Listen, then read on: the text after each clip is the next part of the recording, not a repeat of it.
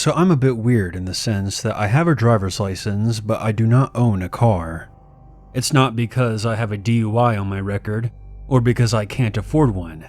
It's because I've never felt the inclination to buy a car. With public transportation so widespread in my city, I've never felt the need to own one. And to be honest, I hate driving in my city. There's just too many crazy people on the road, to where I'm content walking and taking public transit. However, what I did in 2016 made no sense. I moved into a home where there was no public transportation nearby. As a young college graduate, who was a pretty in-shape male, I had always made it a point to rent out rooms that were close to public transit, but I had rented out my previous apartment through Craigslist, with a very filthy roommate. It was so gross that I jumped to move at the first place I could find. In my mind, having no public transportation was okay, because I have 2 feet. Who needs a bus? In fact, the closest bus stop was the metro station a mile away. There were other bus stops that were closer, but none of the routes would take me anywhere I needed to go. So I walked everywhere. At least I was getting my cardio in. Am I right? And let me just mention, I live in Salt Lake City, Utah, so it can get pretty cold and dark in the winter. And just my luck, winter was coming. And also, I had to be at work at my law firm at 7 a.m., so that meant I had to wake up at 5 a.m., shower, and then walk all the way to the metro station just to make it to work on time. Yeah, I was pretty much regretting moving into this place. It wasn't even cheap. I was paying about $600 a month. I guess I was really desperate to get out of that dirty apartment I was renting with that guy from Craigslist. I could do an entire story on the horrible roommates I've found through Craigslist, but that's a story for another time. Anyways, because it was cold outside, I would have to find faster routes to get to the station. I lived in a residential area, so I found that if I walked straight through the 6 blocks of neighborhood and cut through a Costco parking lot that was close by, I would get to the train station a lot faster than if I just followed the sidewalk the entire way. As I was jogging to the train station, wearing shoes, slacks, with a white button-up shirt and a tie for work, I approached the hill that is situated next to the Costco. As I'm jogging down the hill, I see a dark figure standing by the side entrance to the Costco, where the loading docks are. I figured he was just an employee of the store, since who else would be out there so early in the morning? I walked by him and nodded my head. "Hey, you have any smokes?" the man asked. I replied, "No, I don't smoke. Sorry." And then, without any warning, the man growls at me. "Why, you little..." And then he charged at me. It was the most random and terrifying moment of my life. Tired and confused, I moved away from him quickly as he lunged at me, taking swings as he did so. "Hey, stop!" I stammered. It was clear to me that there was something seriously wrong with this man, and so I ran for my life. The man chased after me behind the Costco. I'm not sure why I didn't try to fight back. Maybe it was because this happened so fast or because I was so tired. I couldn't say. At that moment, all I knew that there was a lunatic who wanted me dead for not giving him cigarettes, which I didn't have. And then a miracle happened. There was an employee pushing a cart into the back of the store. Knowing that this was going to be potentially awkward, I ran into the employee entrance and quickly told the man that I needed help. The unhinged lunatic stopped about 10 feet behind me and then stared daggers at me. He then slowly turned away. That employee may have very well saved my life that morning. As I stood in the back room of the Costco and waited for the police to arrive, another employee came in from the parking lot and grumbled that there was a strange man asking for cigarettes. My heart stopped. The man was still out there. However, on the flip side, the police would be able to apprehend him. Or so I thought. About 10 minutes later, the police showed up, but the man had vanished. And because I had been attacked so quickly, and the fact that it was dark, I couldn't offer an accurate description of the man. The police had apprehended 2 different men who matched the description I gave. But since I couldn't be entirely accurate, they had to let them go, as I didn't want the wrong guy to get arrested. Shortly after that encounter, I moved to a place that was closer to public transit, and I've made it a point never to walk through parking lots in the dark, or really not to walk in the dark at all. If there is anything to gain from my experience, it's that sometimes the longer way is the safer way.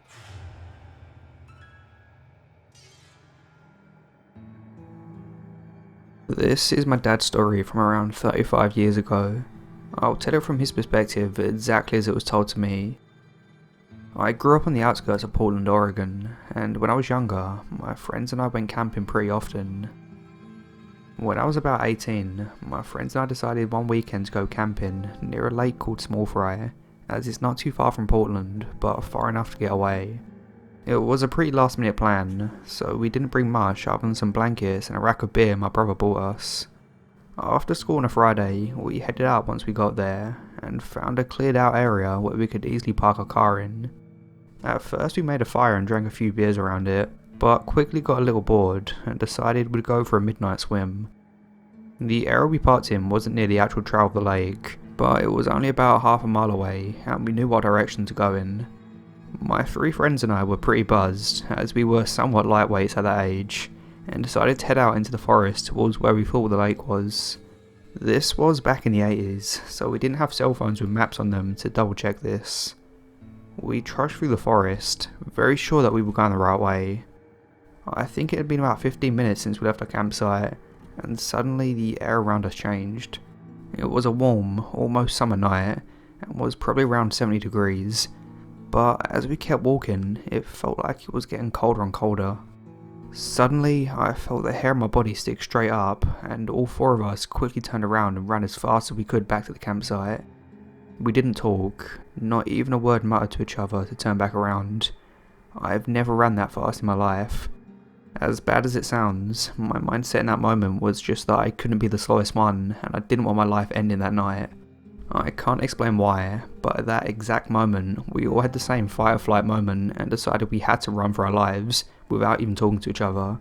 I remember feeling as if there was a presence behind me, not even thinking it was a person, but just something that wanted to harm us. We bolted back to the car, I put the key in and unlocked it, and we all hopped in and drove straight home. We left the fire burning at the campsite, and all the clothes and blankets we brought with us were left there as well. The car ride home was completely silent. We got back to my house, my friends got in their cars and left. We have never talked about that night since. A few weeks later it was finally summer. My family went on yearly camping trips with a few other families that were close to us. One night, as a group of about 20 of us were sitting by the fire telling stories and just talking about life in general, one of the husbands of one of the families we went with brought up a weird hike they had gone on recently. He explained that he and his wife, along with a few of their friends, decided to go hiking on a Saturday. When they arrived, they were surprised to see that no one else was there. It was a known hiking spot, so they figured it would be pretty busy on a Saturday. The group of them hiked up the trail, and soon got to the top that was a cliff looking over a lake. When they got to the top, he felt as if he had no voice. The group of them quickly turned around and began to hike back down, walking much faster than normal. They didn't talk, just all apparently decided they didn't want to stay and even look at the view or anything that normal hikers would. They had lunches packed to eat at the top, and he had talked about getting some pictures too. Instead, they all hurried down the trail, still not talking, and the guy had a gut feeling just to get out of there.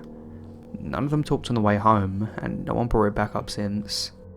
I asked where the hike was, never mentioned that I had a similar experience, and he said Small Fry Lake. That honestly scared the crap out of me, as I had just that same experience.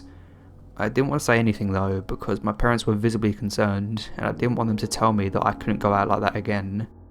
This might not be the scariest story, but I'm curious to know if anyone else has been to this area and had a similar experience. When talking to him and his wife, they both said they had a gut feeling they were living the last few seconds of their life.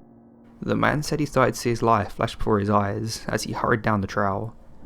I don't know what is going on at that lake and what made us feel that way, but there's definitely something up.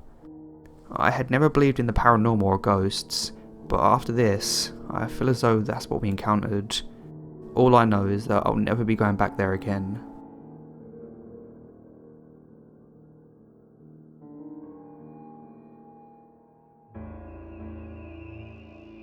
This may not be the scariest story, but it's something that has caused me much regret and still haunts me to this day. I grew up in a relatively small town in Western Australia, so everyone knew everyone. Ever since I was a kid, I've always been shy and struggled to make friends.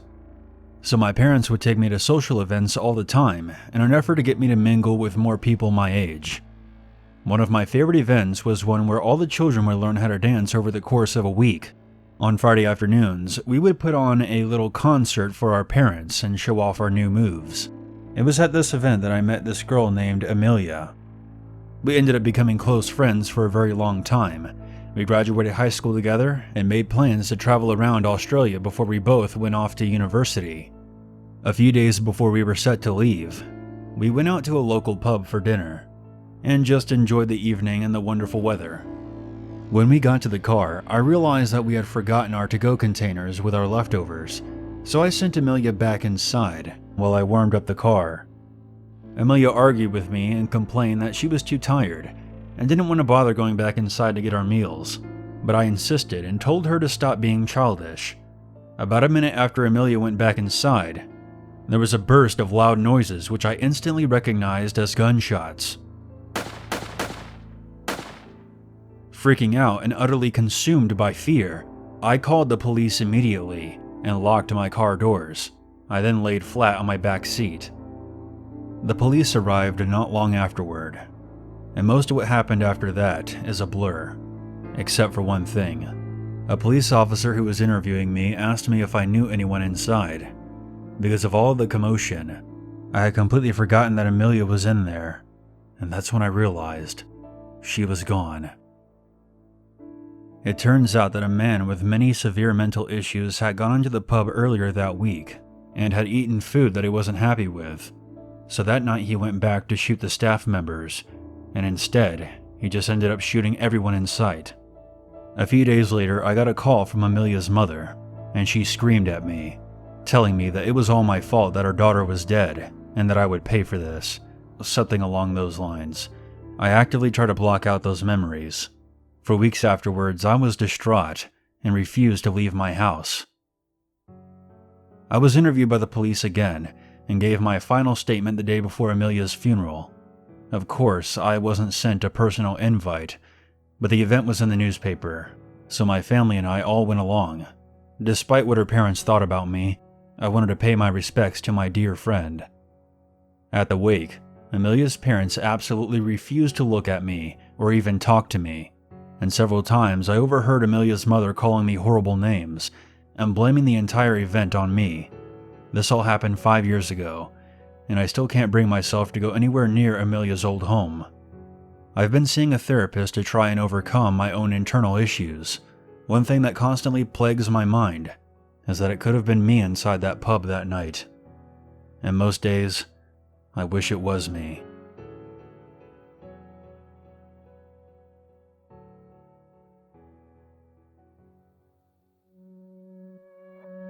Hey guys, Uncle Unit here. I want to address the viewer who submitted that last story directly. First off, I'm truly sorry about what happened to your friend, and everyone else who lost their lives that night. It's very unfortunate that your friend's parents said a bunch of nasty things about you. The sad truth is that sometimes people grieve by blaming others and trying to tear them down, because inside they're feeling a lot of pain because they lost somebody close to them. I hope they realize one day that they were wrong to accuse you, and maybe one day you can reconcile with them.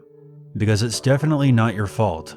You had absolutely no way of knowing that a madman was going to storm into that place and kill everyone inside. Losing a friend is always a very painful and emotional event, but living your life consumed by crushing guilt and blaming yourself for what happened is not going to bring them back, and it can cause a lot of self-destructive behavior.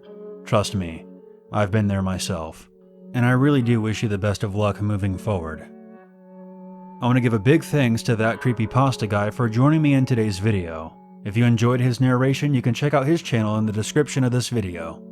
A lot of you guys seem to be enjoying the Based on True Events videos, and you can help me keep this series going by submitting your own story to the email that you see on screen now. I look forward to hearing from you. Until next time, I'm your Uncle Unit, and as always, never forget